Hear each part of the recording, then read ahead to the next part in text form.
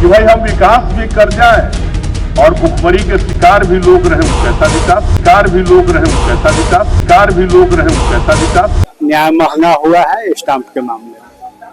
आप में से बहुत सारे लोगों ने अनुभव किया होगा खटमल, जो बिस्तरों में पाया जाता है और चुपके से आपके शरीर का खून चूसता रहता है। बिहार में जो सरकार है जिसने अपनी छवि सुशासन के सरकार के रूप में गढ़ चुकी है और सरकार के मुखिया नीतीश कुमार अपने शासन को जनता का राज कहते हैं। जंगल राज चल रहा है, जनता राज चल रहा है, समझ गए ना। और अपने पूर्ववर्ती शासन को उन्होंने जंगल राज की संज्ञा दी थी। इन लोगों का राज जब था तो क्या होता था, शाम के बाद कोई बाहर निकलता था और जंगल राज कहकर, जंगल राज बनाकर लोगों के माइंड सेट का लाभ उठाकर बिहार में 2005 में सत्ता परिवर्तन कर सुशासन की सरकार का गठन किया था। काहे के लिए मुर्दाबाद कह रहे हो? तो जिसका जिंदाबाद कह रहे हो उसका सुनने जाओ। अरे जिसका जिंदाबाद कर रहे हो उसको सुनने के लिए जाओ। आप भूल गए 5 के बाद 6 से। अब पढ़ाई कैसी होती सबको पता है। इन लोगों का राज जब था तो क्या होता था, शाम के बाद कोई बाहर निकलता था शाम के बाद कोई बाहर निकलता था शाम के बाद कोई बाहर निकलता था। आप तो क्या बिहार की सरकार सुशासन की सरकार है? कहते हैं कि लोकतंत्र दुनिया में सबसे अच्छा शासन तंत्र है, क्योंकि लोकतंत्र में जनता द्वारा चुनी हुई सरकारें स्थापित होती है और वे जनता के प्रति उत्तरदायी होती है। लेकिन क्या बिहार में वास्तव में ऐसा है? चलिए आज की खबर में हम चेक करते हैं बिहार के सुशासनिक व्यवस्था और आम जनता को मिलने वाले लाभ का एक फैक्ट चेक आज हम करेंगे और आपको बताएंगे कि वास्तव में बिहार की जो सरकार है बहुत ही पिछड़े गरीब राज्य के हम आज मुख्यमंत्री हैं। वो राज्य अभी बहुत पीछे है। नहीं, आप साधारण हैसियत के लोग हैं हम लोग, सब चीज पर क्या कमेंट दें। अपनी राजनीति के सिद्धांत चुनने का हमें हमारा मौलिक अधिकार है। वो एक सुशासनीय सरकार से ज्यादा एक टैक्स दरोगा है जो विभिन्न प्रकार के उद्यमों और उपक्रमों के माध्यम से आम जनता से सिर्फ और सिर्फ टैक्स उगाही करने का काम कर रही है। नमस्कार, आप देखना शुरू कर चुके हैं खबरें लाइव और मैं हूं सम्राट कुमार। बिहार में एक लोक उक्ति है, नदिये के पानी नदिये में जो हमर कपड़ा सुखैले जो। और इस लोक उक्ति का उपयोग बिहार में काफी बड़े पैमाने पर तब हुआ करता था जब बिहार में कपड़ा सुखाने या स्नान करने के लिए नदी, पोखर, नहर, आइन का उपयोग होता था। नदी का जो पानी है वो बाष्पीकरण होकर या फिर किसी अन्य माध्यम से नदी में ही जाएगा और मेरा कपड़ा फिर सूखा हो जाएगा। बिहार में कुछ यही दृश्य है। बिहार की सरकार भी यही कहती है कि सरकार का पैसा सरकार के खजाना में जाए और जनता कंगाल का कंगाल रहे। कैसे? तो कुछ उदाहरण आपको मैं बताऊं। क्या परिचय हुआ आपका? नरेश कुमार पटेल, अधिवक्ता, सिविल कोर्ट मुजफ्फरपुर गाँव। आज में स्टाम्प ड्यूटी जैसे शपथ बनता था तो क्या उसका कीमत क्या होता था स्टाम्प का? उसमें 2.5 रुपया का वेलफेयर लगता था, 2 रुपया का जुडिशियल टिकट लगता था। आज कितना हो गया? आज 100 रुपया का जुडिशियल टिकट लगता है, 25 रुपया का वेलफेयर लगता है। जुडिशियल टिकट क्या आराम से मिल जाता है? ना, बहुत दिक्कत है। इसके लिए मारपीट वगैरह सब हुआ है और ब्लैकमेल भी होता रहा है। मनमाने ढंग से सभी लोग खरीद बिक्री कर रहे हैं। ब्लैक में कितने में मिलता है? ब्लैक में 300, 400 ऐसे मिल रहा है। और क्या क्या न्यायिक खर्च बढ़ा है स्टाम्प के मामले में? स्टाम्प के मामले में लगभग रेवेन्यू हर विभाग में बढ़ गया है। जहाँ पहले लगता था 2 रुपया, वहाँ भी 5 रुपये लगता है। अच्छा, शपथ पत्र के अलावा और किन चीजों का बढ़ा है? कोर्ट फीस वगैरह बढ़ा है। कोर्ट फीस बढ़ा है, कितना गुना बढ़ा है? लगभग 4 गुना। 4 गुना बढ़ा है। पहले क्या लगता था और अब क्या लग रहा है? पहले जो जमीन का वैल्यूएशन के अनुसार 10% होता था, अभी मान के चलिए तो 50% लग रहा है। 50%। हाँ। क्या ये सरकार की नीति अच्छी है? न्याय महंगा हुआ है या नहीं हुआ? न्याय महंगा हुआ है स्टाम्प के मामले मैं बताऊं कि आप बिहार में अगर आप हैं और आप बिहार के बारे में जानते हैं तो आपने अक्सर भूमि विवाद का नाम सुना, और ये भूमि विवाद होता कैसे है, बिहार सरकार की भूमिका क्या है, तो मैं बताऊं कि बिहार में रजिस्ट्री कराने के लिए आप जमीन के मालिक हैं या नहीं हैं, इससे कोई फर्क नहीं पड़ता है।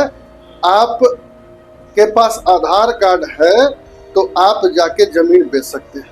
और बिहार में रजिस्ट्री का जो कॉस्ट होता है, सरकार भले ही उस कॉस्ट को जो कहे, लेकिन व्यवहारिकता यही है कि 10 से 11% कुल जो आपके रजिस्ट्री का जो कॉस्ट होता है, जो जमीन का जो आप लिखते हैं कि ये जमीन हम 10 लाख में ले रहे हैं, तो यकीन मानिए कि 1 लाख से 1,10,000 के बीच आपका रजिस्ट्री का खर्च हो जाएगा। ये अलग बात है कि बाद में अगर आप उसको दाखिल खारिज कराने जाते हैं तब आपको पता चलेगा कि यह जमीन तो दाखिल खारिज हो ही नहीं रहा है, लेकिन रजिस्ट्री हो गया।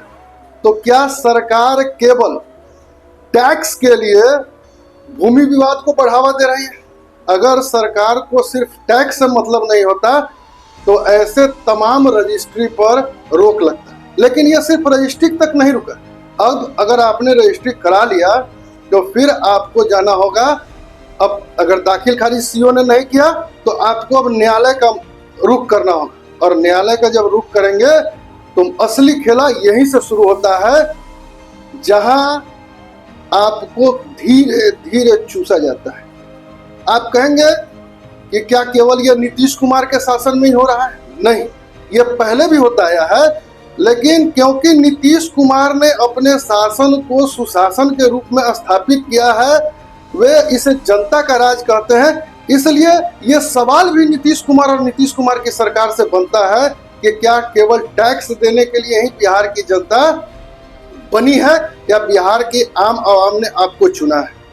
अब असली खेला होगा जब आप अपने, पहले तो आप 10 लाख की जमीन का 1,10,000 रुपया रजिस्ट्री करा लिए, जब दाखिल खारिज नहीं होगा तो आप जाएंगे न्यायालय।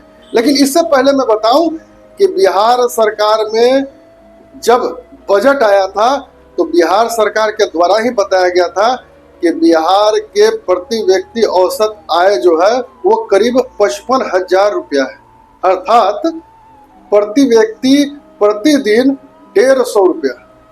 अब आप समझिए कि आपकी औसत आमदनी 150 रुपया प्रतिदिन है, और आपने किसी प्रकार अपने घर के खर्चों को काट कर कुछ राशि जमा की, और उस राशि से आपने कोई भूमि का टुकड़ा परचेज किया।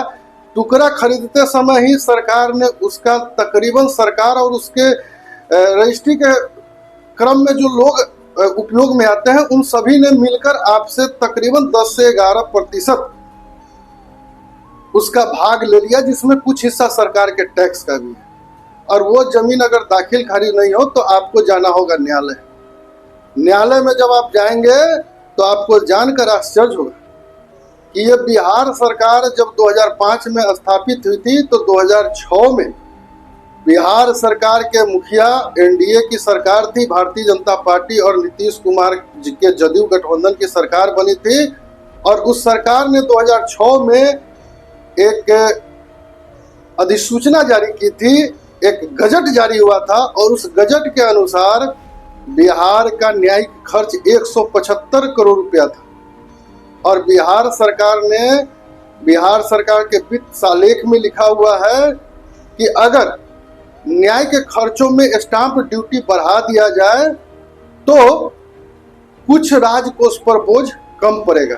आप याद रखेंगे 175 करोड़ रुपया 2006 में खर्च हो रहा था, और बिहार सरकार के वित्त सालेख में लिखा हुआ है कि अगर स्टाम्प ड्यूटी बढ़ाया जाएगा तो राजकोष पर बोझ कम पड़ेगा। और उसी के अगले साल एक और वित्तीय सालेख आया था और उसमें लिखा हुआ था कि बिहार के माननीयों का वेतन भत्ता और सुविधाएं बढ़ाने पर तत्कालीन रूप से राजकोष पर कोई प्रभाव नहीं पड़ेगा। इन दोनों तथ्यों का स्क्रीन पर आप देख रहे होंगे, दोनों तथ्यों का वित्त सालेख हमने आपके लिए स्क्रीन पर रखा है। इसकी भी चर्चा हम करेंगे, लेकिन बाद में पहले आप ये जानिए कि आज जब आपकी औसत आमदनी 150 रुपया प्रतिदिन है तो न्यायिक खर्चा क्या है। तो सबसे पहले अगर आपको किसी वाद को दर्ज कराना है तो किसी वकील को हायर करना होगा, और जब आप वकील को हायर करेंगे तो वकालतनामा का जो कीमत होता है वो कीमत है 100 रुपया। 100 रुपया का सबसे पहले वकालतनामा आपको खरीदना होगा ताकि आप किसी वकील को अधिकार दे सके उनका पक्ष न्यायालय में रखने के लिए।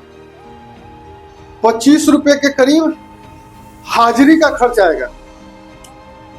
इन सभी खर्चों का 2005 से पूर्व और 2005 के बाद क्या लागत था आप सुनिए। हमने इस संदर्भ में मुजफ्फरपुर न्यायालय में विगत 30-40 वर्षों से स्टाम्प बेचने वाले वेंडर से बात की है। सुनिए उन्होंने क्या कहा कि पहले क्या स्टाम्प ड्यूटी लगता था और अब क्या स्टाम्प ड्यूटी लगता है। पहले आप ये सुनिए। और अभी अगर शपथ पत्र बनाना हो तो कितना का स्टाम्प लगता है? 100 रुपया का 25 रुपया, 125 रुपया। 2005 में हाजिरी जो होता था वो कितने रुपए का होता था? नहीं होता, हाजिरी नहीं होता। अभी अगर हाजिरी लेना हो तो 25 रुपया। और भी कुछ ऐसे चीज है जो न्यायिक कार्यों में काम आते हैं, जैसे कि अभी स्टाम्प ड्यूटी बढ़ा है न्यायिक खर्चों में। वकालतनामा पर बढ़ा कितना हो गया? 100 रुपया हो गया। पहले कितना था 2005 में? 2 रुपया। 2 रुपया, अभी 100 रुपया हो गया। और भी कुछ ऐसा स्टाम्प ड्यूटी जो बढ़ा हो। हाँ, आपका परिचय क्या होगा? मनोज कुमार झा। आप यहाँ कितने दिनों से हैं मुद्रांक विक्रेता के रूप में? ये हमारे बाबूजी 1942 से कर रहे हैं। उसके बाद हम पहले केजरी से मिलता था कोषागार से, लेकिन 26/6/2012 को ट्रैकिंग मशीन चालू हुआ। उसके बाद हुआ कि मुद्रांक सस्ता होगा, तो मुद्रांक का स्थिति यही है, 5 रुपया, 20 रुपया, 100 रुपया। अब जैसा कि आपने सुना कि एक दिन का न्यायिक जो खर्च आपका होगा वो खर्च तकरीबन 1000 रुपये का होगा, और जबकि बिहार के प्रति व्यक्ति औसत आय प्रतिदिन 150 है, तो आप समझ सकते हैं कि एक दिन के न्यायिक कार्य के लिए आपकी 7 दिन तकरीबन 7 दिन की आमदनी न्यायालय में ही समाप्त हो जाएगी। अब आप बताइए कि बिहार सरकार का स्टाम्प ड्यूटी बढ़ाना कितना बड़ा लोकतांत्रिक कदम था। वैसे संदर्भ में जब बिहार सरकार ने 2007 में, और आज आपको मैं बता दूं, खबरें लाइव ने जब आरटीआई से मांग किया था तो आरटीआई के द्वारा यह बताया गया कि बिहार में माननीयों को प्रति साल 1 लाख रुपया मोबाइल चलाने के लिए दिया जाता है। और जब हमने जियो, एयरटेल, बीएसएनएल वगैरह सारी कंपनियों का टैरिफ चेक किया तो पता चला कि 5000 रुपया प्रति साल का सबसे महंगा टैरिफ विभिन्न मोबाइल कंपनियों का है। तो आप समझ सकते हैं, एक तरफ जब आपकी औसत आय 150 रुपये है और आपके लिए जो वकालतनामा का खर्च है, जो शपथ पत्र का खर्च है, वो 100 रुपया से लेकर 300 रुपया तक है। लेकिन ऐसे में माननीयों का जब अनलिमिटेड डेटा और अनलिमिटेड बात करने का टैरिफ, सबसे महंगा टैरिफ लगभग 5000 रुपये का है, उनको 1 लाख रुपया दिया जाना, ये कैसी लोकतांत्रिक सरकार है, इसका निर्णय आप कर सकते हैं। खबरें लाइव, आपसे जुड़ी खबरें आप तक। हमारी खबरों को सबसे पहले देखने के लिए चैनल को अभी सब्सक्राइब करें और बेल आइकॉन को दबा दें।